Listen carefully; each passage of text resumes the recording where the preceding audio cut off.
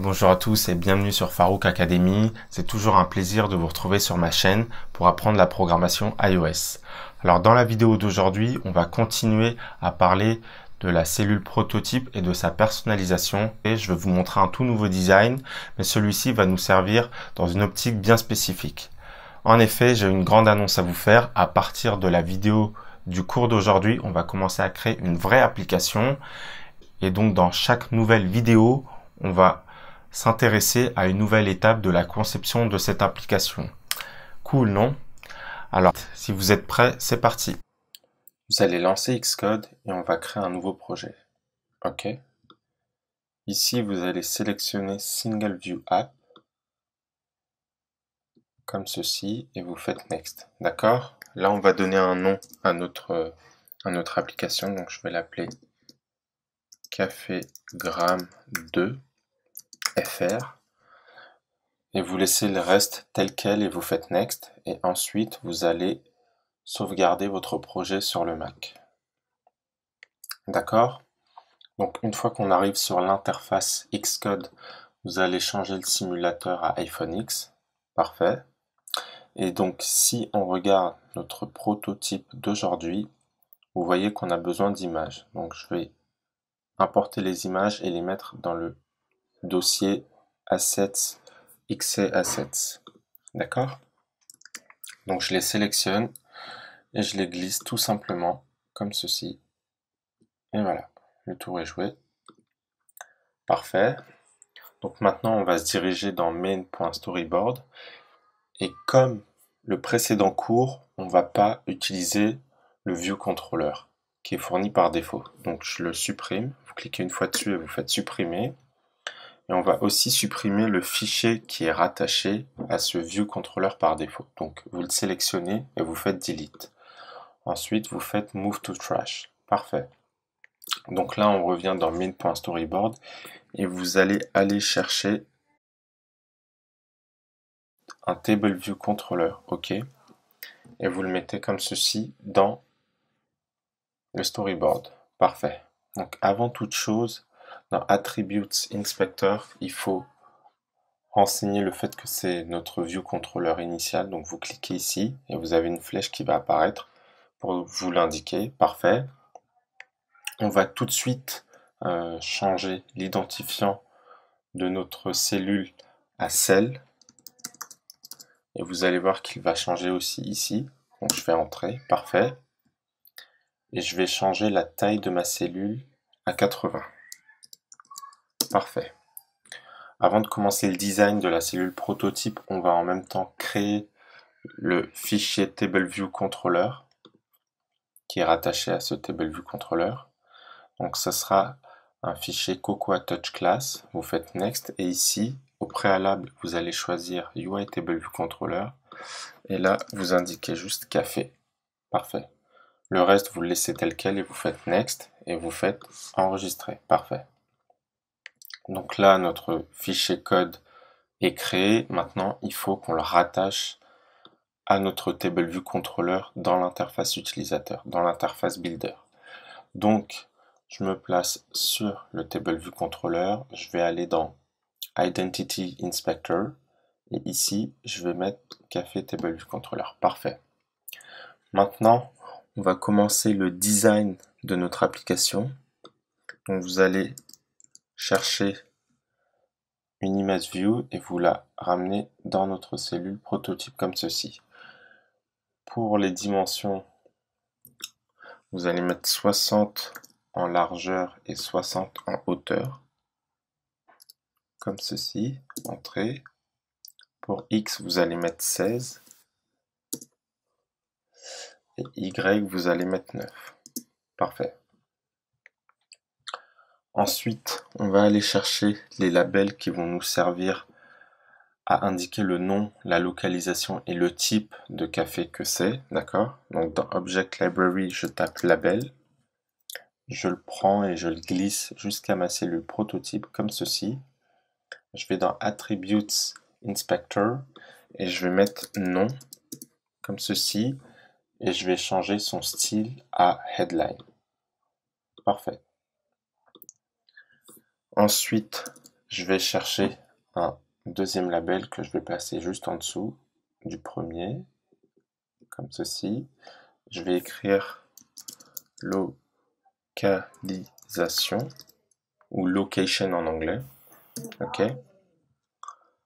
Vous appuyez une fois sur le bouton et vous faites commande entrée pour que le label prenne toute la largeur du titre. Ok. Vous allez changer son style à subhead, comme ceci. Et sa couleur, on va mettre du rouge cayenne. Parfait. Donc, vous faites ça, parfait. Et enfin, un troisième et dernier label qu'on va placer juste en dessous, comme ceci, qu'on va nommer type. Faites entrer.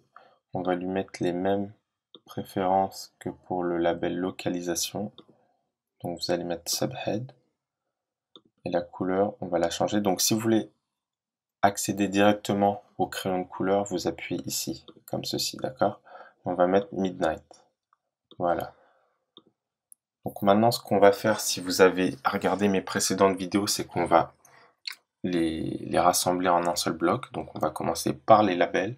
Je sélectionne en appuyant commande sur le clavier les trois labels.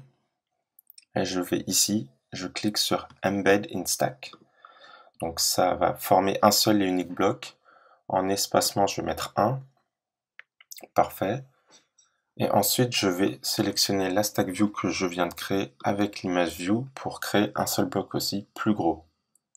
Donc pareil, je fais embed in stack et là j'ai un seul et unique bloc pour tous les objets présents dans la cellule prototype. Là, je vais mettre l'espacement à 15, ok. Et l'alignement, je vais le mettre à center. Parfait. Donc maintenant que notre stack view est créé, on va lui donner ses contraintes spatiales. Donc vous allez ici, vous allez mettre 6, 2, 0 et 1,5. Comme ceci, d'accord? Et vous faites Add for Constraint. Parfait. Donc là, notre bloc est créé et en plus, on lui a donné ses contraintes spatiales. Donc on a terminé. Comme vous voyez, on a créé une cellule custom, c'est-à-dire personnalisée. Donc on ne pourra pas utiliser la classe UITableViewCell générique. Il va falloir que l'on crée notre propre classe pour la cellule personnalisée. Ok? Donc pour cela, rien de plus simple. Donc vous cliquez droit et ensuite vous faites New File. On va choisir une Cocoa Touch Class, Next, et là on va sélectionner UITableViewCell. D'accord? Vous mettez café, donc Next, Create, et donc là notre fichier est créé. Ok? Il est là. Ok, et maintenant on va créer les 4 outlets qui correspondent aux 4 objets qui sont présents ici dans notre cellule prototype. Donc on a 3 labels et une image view. Donc c'est bien ce que j'ai créé, ok. Et maintenant on va aller dans main.storyboard pour les relier, d'accord. Donc au préalable, il faut indiquer à la cellule qu'on a changé de classe. Donc vous allez ici, vous mettez Café Table View Cell, parfait. Et ensuite, dans Document Outline, vous vous placez sur la cellule, vous appuyez sur CTRL et vous recliquez dessus. Donc vous avez un menu qui apparaît. Et ici, vous allez relier un par un les outlets avec leurs objets dans l'interface. Donc j'ai relié des images, view, ok, label localisation, label nom, d'accord, et enfin label type. Parfait. Donc là, nos objets sont liés à leurs outlets dans la partie code et on va pouvoir interagir avec. D'accord? Maintenant, on va se diriger dans Café Table View Cell et on va créer nos tableaux déjà qui vont nous servir de données. Donc comme ceci. Et maintenant, on va commencer à écrire du code. Donc il faut renseigner certaines méthodes pour qu'elles soient effectives. Ok? Donc on va commencer par celle-ci, number of sections. Donc ici, il faut renseigner sur le nombre de sections qu'on a. Nous, on n'en a qu'une seule. Donc vous retournez 1. Ok.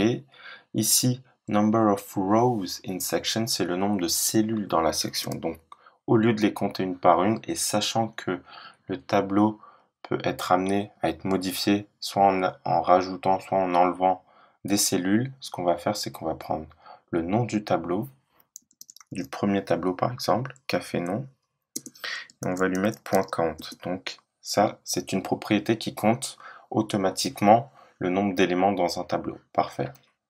Et enfin, il faut renseigner cette fonction-là, cell for row at. D'accord? Donc, on a déjà vu dans mes précédents cours qu'il faut toujours commencer par créer l'identifiant qui doit être similaire à celui qu'on a écrit ici dans l'interface. Donc, ici, identifiant cell, d'accord? Donc, il faut que ce soit le même.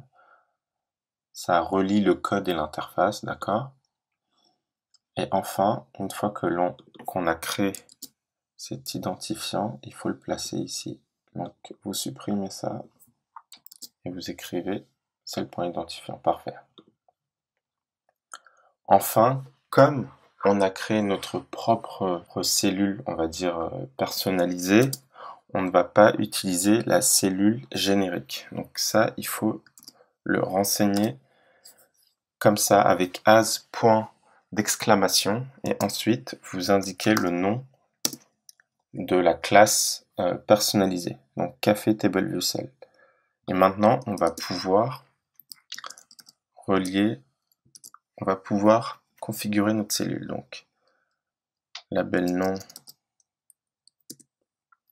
.text est égal café nom tac tac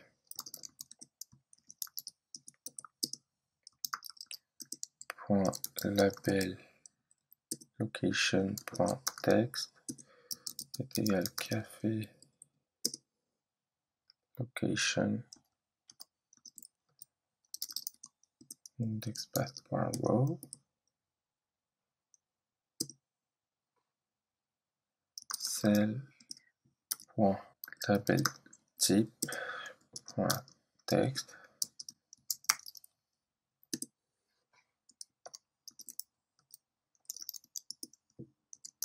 comme ceci, et enfin pour l'image cell.imageViewPhoto.image est égal UIImage.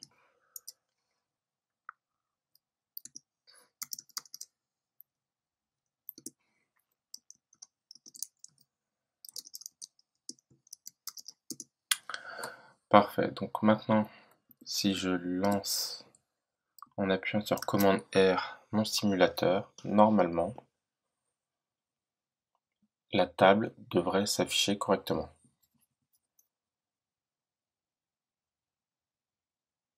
Ok, ce qui n'est pas le cas. Je viens de me rappeler que j'ai oublié de faire une manip. Donc ici dans main.storyboard, vous allez chercher l'image view. Et en fait, il faut figer ces dimensions. Donc vous appuyez sur CTRL sur votre clavier et vous tirez horizontalement sur l'image view. Et là, en appuyant sur Shift, vous cliquez sur Width and Height et vous faites Add Constraints. Et maintenant, si j'arrête mon simulateur et que je le relance, normalement, ça devrait être rentré dans l'ordre. Ok, parfait, c'est génial. Moi, j'ai remarqué un truc quand j'ai préparé ce cours pour vous, c'est que même si ici, j'ai indiqué 80 pour la hauteur de la cellule, ce n'est pas pris en compte par Xcode. Donc, je ne sais pas si c'est un bug de Xcode, mais ce qu'on va faire, c'est qu'on va l'écrire en dur dans la partie code et ça reviendra au même. Donc, vous cherchez la méthode height for row at, ok. Donc déjà, il faut écrire override au début ici de la fonction car on écrit par-dessus la valeur, on va dire, par défaut. Et donc, vous allez retourner 80.0, ok. Car on attend un CGFloat. CGFloat, ça veut dire c'est un chiffre décimal, il me semble. Et donc là, si je stoppe le simulateur et que je le relance, la hauteur de la cellule devrait être plus grande. Ok, voilà, donc c'est ce qu'on voulait, parfait. Maintenant, ce qu'on veut par rapport à notre design, c'est des images circulaires. Ok, donc il y a deux manières de faire, je vais vous montrer les deux manières. Mais ce que je vais faire, c'est aussi, je vais vous montrer comment on enlève avec cette méthode la barre de statut, d'accord? Donc vous cherchez Prefers Status Bar Hidden et vous retournez True. Donc ça veut dire qu'elle sera cachée. Donc là, si je relance mon simulateur, vous verrez que la barre de statut dans l'application est cachée. Donc je trouve que c'est plus sympa, d'accord? Parfait. Donc maintenant, voilà, on va rendre nos images circulaires. Donc pour ceci, je vais vous montrer la première méthode qui se passe dans main.storyboard. Donc vous allez ici, ensuite vous vous placez sur l'image View. Dans Identity Inspector, ici, vous allez faire plus et vous allez écrire layer.corner radius comme ceci. Parfait. Le type, vous allez mettre nombre et en valeur, vous allez mettre 30 qui correspond à la moitié de la largeur de l'image. Parfait. Et en même temps, dans Attributes Inspector, n'oubliez pas de cocher Clip to Bounds pour que notre image ne dépasse pas du cadre qui sera circulaire. Donc là, j'arrête le simulateur et je le relance. Et normalement, nos images devraient être circulaires. Parfait, donc c'est bien le cas. Donc elles sont circulaires. C'est très bien. Donc ça donne un meilleur look. Parfait. Et maintenant, je vais vous montrer la seconde manière de faire. Donc on arrête le simulateur. Je décoche ici. Je vais supprimer ce que j'ai écrit là. Donc vous cliquez une fois dessus, vous faites supprimer. Et on va l'écrire sous forme de code. Ok, donc pour ceci, comme c'est une modification sur la cellule, on va aller dans la classe CafeTableViewCell. Et comme cela concerne notre image view, donc on va se placer sur la ligne de l'image view et vous allez ouvrir des accolades comme ceci. Et vous allez faire appel à la propriété DITSET qui en fait permet de configurer des propriétés avant que l'objet soit appelé, d'accord? Donc nous, ce qu'on veut, c'est que notre image view photo, vous réécrivez en fait ce qu'on a mis dans l'interface, donc c'était layer.cornerRadius, et donc vous mettez 30, d'accord? Qui correspond en fait à la moitié de la largeur, comme je vous l'ai dit précédemment. Et enfin, imageViewPhoto.clips2bounds est égal true. Et donc là, si je fais commande R et que je relance mon simulateur, vous verrez que les images sont bien de forme circulaire. Parfait. Pour rendre le code plus flexible dans le sens où vous souhaiteriez changer vous-même les dimensions de votre image, ce qu'on peut faire, c'est écrire imageViewPhoto.bounds.width divisé par 2. Donc là, en gros, au lieu de donner directement le résultat, on écrit la formule qu'on fait par exemple dans notre esprit ou la formule qui doit être faite. Donc on prend la largeur de imageViewPhoto ici et on la divise par 2 tout simplement. Donc si je fais commande R, vous allez voir que les images sont toujours circulaires. Parfait. Enfin, si j'amène le simulateur au milieu de l'écran et que je fais commande gauche par exemple, on a notre iPhone au format paysage et vous voyez que le design est parfait. Ok? Merci à vous d'avoir suivi ce tuto jusqu'au bout. Pensez à lui mettre un like pour soutenir la chaîne et à vous abonner pour être notifié de mes dernières publications. Et donc aujourd'hui, on a vu la conception de la cellule prototype et dorénavant, dans chaque nouvelle vidéo, on va creuser un peu plus et on va créer cette application mobile grandeur nature comme je vous l'avais promis. Ok? Allez, sur ce, je vous dis à la prochaine les gars. Salut!